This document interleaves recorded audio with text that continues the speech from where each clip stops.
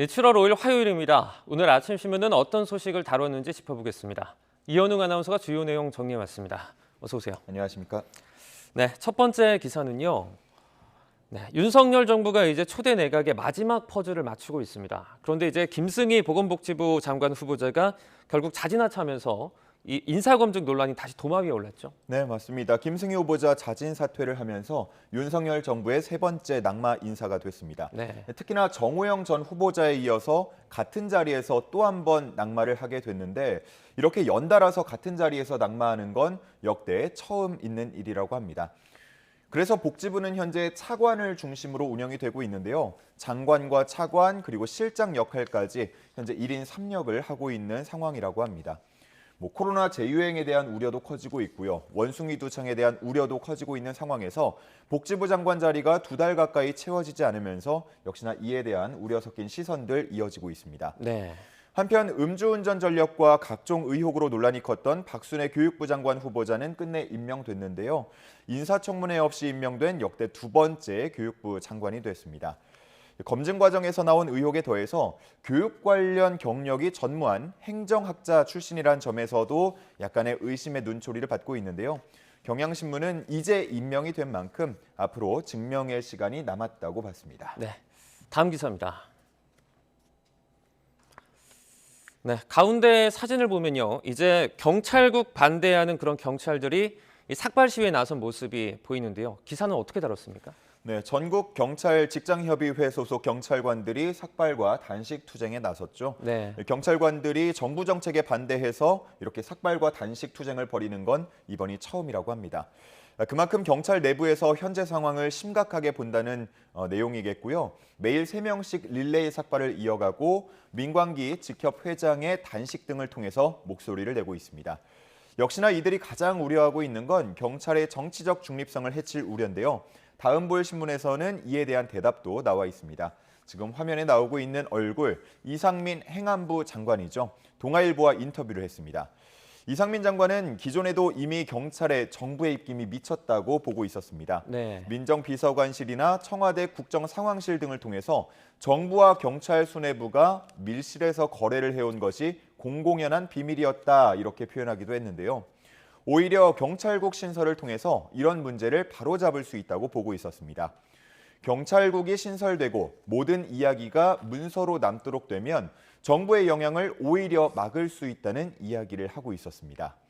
또 최근 논란이 됐던 서해 공무원 피살 사건의 경우를 예로 들면서 지금 아무런 근거가 남아있지 않기 때문에 국민으로선 무슨 일이 일어났는지 알 수 없다는 얘기까지 했습니다. 네. 경찰관들의 삭발과 단식은 행안부가 통제안을 철회할 때까지 계속한다는 입장인데요. 당분간은 양측의 입장이 평행선을 그릴 것으로 보입니다. 네. 다음 기사는요. 코로나19 관련된 소식인데요. 이제 코로나19가 다시 여름철 재유행할 수 있다는 그런 우려가 계속해서 커지고 있습니다. 참 걱정이 많이 되는데 기사는 이 상황을 어떻게 봤습니까? 네, 어젯밤 9시까지도 확진자가 17,000여 명대 나오지 않았습니까? 네. 40일 만에 최다였고요. 이제는 하루 2만 명 안팎까지 올라온 상황이기 때문에 굉장히 좀 우려가 커지고 있습니다.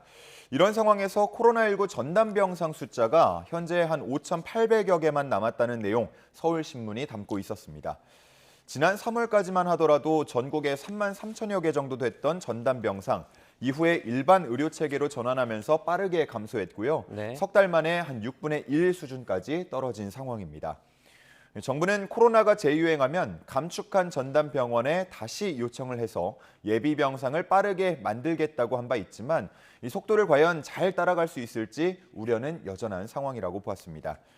한편 여름 휴가철이 본격화하는 상황에서 해외 상황도 중요하게 볼 수 있을 텐데요. 재유행 조짐은 해외도 역시나 마찬가지라고 합니다. 미국과 유럽 등에서 뚜렷한 증가세가 나타나고 있는데 마스크 의무 규정을 폐지한 나라들에서 다시 마스크 착용을 권고하고 있다고 합니다. 2년 동안 정말 힘들었지만 그 과정에서 얻은 거라면 역시나 경험이라고 볼 수가 있겠는데 네. 재유행한다면 그 경험을 잘 살려서 좀 빠르게 대응을 해야겠습니다. 네. 다음 기사는요. 네, 최근에 논란이 컸습니다. 이 코인과 주식 빚을 갚으면 호구가 된다는 말이겠죠.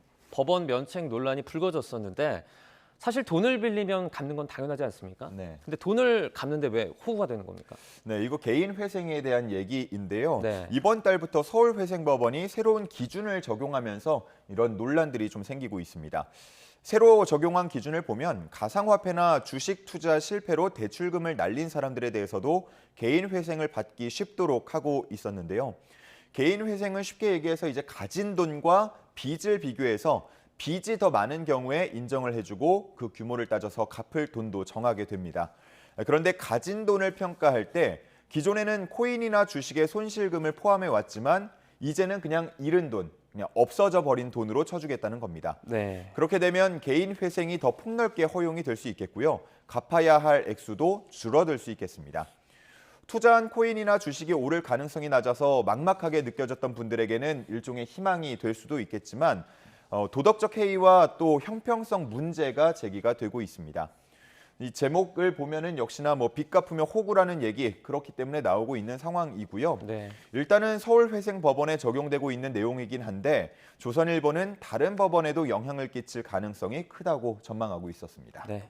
아무래도 갑론을박이 계속해서 벌어질 것 같은데 저희가 좀 지켜보도록 하겠습니다. 다음 기사입니다. 네, 마약에 빠진 10대가 무려 10,000명으로 추정이 된다. 이 충격적인 소식인데요. 어떤 내용입니까? 네, 보통 마약이라고 하면은 과거에는 영화에나 나오는 소재쯤으로 생각을 했지만 네. 이제는 암암리에 꽤 많이 보급이 되고 있는 듯 하고요. 어린 나이에 접하는 경우도 이렇게 많아지고 있다고 합니다. 네. 중앙일보에 나온 그 내용인데요. 연령대별 마약류 사범의 수와 비중이 나온 그래프를 보면요. 지금 화면 오른쪽에 나오고 있죠. 아래서부터 10대, 20대, 30대 이런 식으로 올라가는데 갈색과 지금 맨 밑에 보면 갈색이 나와 있죠. 그게 10대고요. 분홍색으로 나온 부분이 20대입니다. 네. 보면은 연을 거듭할수록 꽤나 크게 증가하는 것을 보실 수가 있습니다. 10대만 두고 보면 10년 전과 비교해서 11배 넘게 증가한 숫자라고 하는데 네. 이 숫자로 검거되지 않은 10대 마약 사범까지 추정을 해보면 한 13,000여 명에 가까울 것으로 추정이 된다고 합니다. 마약 재활을 돕는 관계자 얘기를 들어보면요. 예전에는 연예인 지망생이나 고위층 자제만 마약을 한다 이런 얘기들 많았는데 네. 지금은 이건 편견이고 평범한 아이들이 대부분이라고 했습니다. 또 단순 투약뿐 아니라 밀수나 밀매를 하는 경우도 많다고 합니다. 이들은 텔레그램 등을 통해서 해외에서 마약을 들여오거나 일부 의사의 처방으로 구할 수 있는 향정신성 의약품을 불법 처방받기도 한다고 합니다. 신문에서는 마약 관련 교육이 미비한 점, 또 재범을 막을 치료 재활 인프라가 부족한 점, 단속 인력이 부족한 점 등을 문제점으로 지적하고 있었습니다. 네. 마지막 기사입니다. 네, 아래쪽에 있는데요. 이제 치킨 업체가 이 가맹점주들이 눈물로 치킨을 튀기고 있다 이런 내용인데요. 어떤 내용 다뤘습니까? 네, 보면은 그 앞에 이유가 나와 있죠. 튀김류의 공급가가 60% 인상됐다라고 합니다. 네. 보통 이제 프랜차이즈 업체는 대부분 본사와 계약을 하고 식자재를 납품을 받곤 합니다. 근데 최근에 BHC가 튀김류 가격을 한 번에 60% 인상하면서 가맹점주들의 불만이 커지고 있다고 합니다. 한국일보 기사 내용인데요. BHC가 이번 7월부터 자사치킨을 튀길 때 사용하는 해바라기유를 15kg 한 통에 14만 6천 원 정도로 책정을 했다고 합니다. 이전까지는 9만 원 정도 받던 건데 네. 이걸 한 번에 60%나 올린 겁니다. 전 세계 물가가 오르고 있고 특히 해바라기유는 전 세계 수출량의 60%가 우크라이나에서 나왔던 점을 고려하더라도 인상폭이 과하다는 반응들 이어지고 있는데요. 비슷한 품질의 식용유를 사용하는 다른 프랜차이즈들을 보면 가격을 올리지 않고 있거나 또 카놀라유나 올리브유 등을 사용하는 다른 치킨 프랜차이즈들도 최대 한 33% 정도만 올리고 있기 때문에 BH가 유독 좀 많이 올리고 있다 이렇게 평가가 되고 있는 상황입니다. 네. 그렇기 때문에 가맹점주들 화가 나기도 하고 또 눈물이 나기도 한다는데요. 일단 BHC 공정거래위원회에 고발된 상태고요. 농식품부도 본사가 가맹점에 책정한 적정한 가격으로 물품을 공급하고 있는지 살펴보겠다고 했습니다. 네. 이제 치킨이 국민 야식으로 불렸던 가장 큰 이유 중에 하나가 가성비인데요. 네, 좀 물가가 빨리 안정됐으면 좋겠습니다. 그렇습니다. 여기까지 듣겠습니다. 고맙습니다. 감사합니다.